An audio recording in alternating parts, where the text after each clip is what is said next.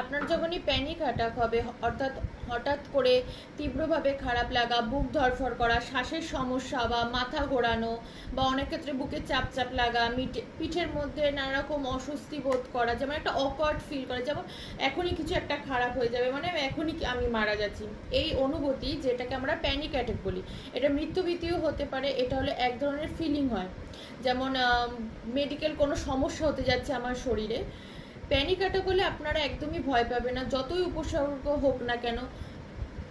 Heart অ্যাটাকে, stroke বা মারা যাবার কোনো সম্ভাবনা নেই। সেইভাবে মানে সেই ক্ষেত্রে যখন প্যানিক অ্যাটাকটা হবেন, সেভাবে নিজেকে অ্যাসিওর করুন যে আমার ঠিক হয়ে যাবে, একটু পরেই আমাকে ঠিক হয়ে যাবে। তখন একটু শ্বাস প্রশ্বাসের ব্যায়াম করুন, আস্তে আস্তে এটা কয়েকবার করবেন এবং এই উপসর্গগুলো আপনার কিন্তু কমে যাবে। তো যখনই আমাদের প্যানিক অ্যাটাকটা হবে, তখনই আমরা নিজেদেরকে অ্যাসিওর করব যে আমাদের এই প্যানিক অ্যাটাক, আমাদের এটা একটা অন্য কিছুই রোগ না, এটা একটা জাস্ট আমাদের একটা প্যানিক অ্যাটাক। তো এই ক্ষেত্রে আমরা তখন একটু সেই সময় চুপচাপ থাকবো এবং শ্বাস প্রশ্বাসের ব্যায়াম করার চেষ্টা করব। তখনই দেখবেন আপনাদের ঠিক হয়ে যাবে। এই ব্যায়ামটা যদি আপনারা 10 সেকেন্ড করেন, তো সেই প্যানিক অ্যাটাকের থেকে আপনারা এই